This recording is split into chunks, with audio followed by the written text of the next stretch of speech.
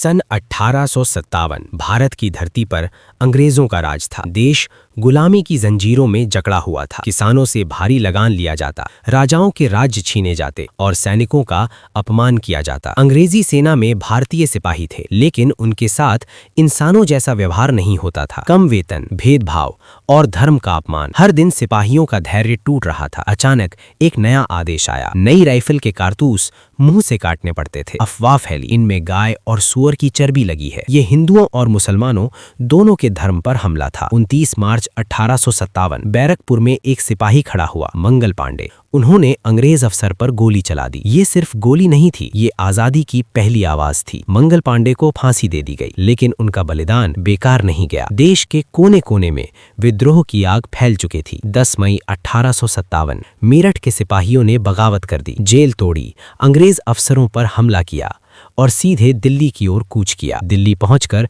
सिपाहियों ने मुगल बादशाह बहादुर शाह जफर को भारत का सम्राट घोषित किया। 85 साल का बूढ़ा बादशाह एक बार फिर आजादी का प्रतीक बन गया। झांसी में अंग्रेजों ने राज्य हड़पने की कोशिश की, लेकिन सामने खड़ी थीं रानी लक्ष्मीबाई। मैं अपनी झांसी नहीं दूंगी, उनकी तलवार चमक उठी। कानपुर में नाना साहब और तात्या टोपे ने अंग्रेजों को कड़ी टक्कर दी। गुरिल्ला युद्ध से अंग्रेजों की नींद उड़ गई। अंग्रेजों के पास अधिक सेना और आधुनिक हथियार थे। धीरे धीरे विद्रोह को कुचल दिया गया। रानी लक्ष्मीबाई वीरगति को प्राप्त हुईं। बहादुर शाह जफर को रंगून भेज दिया गया। 1857 की क्रांति हार गई, लेकिन इसने गुलामी की नींव हिला दी। इसने भारतीयों को सिखाया एकता, बलिदान और संघर्ष। 1857 की क्रांति आजादी की पहली चिंगारी थी। इसी आग ने 1947 में भारत को आजाद किया। 1857 हारा नहीं, उसने हमें जीतना सिखाया।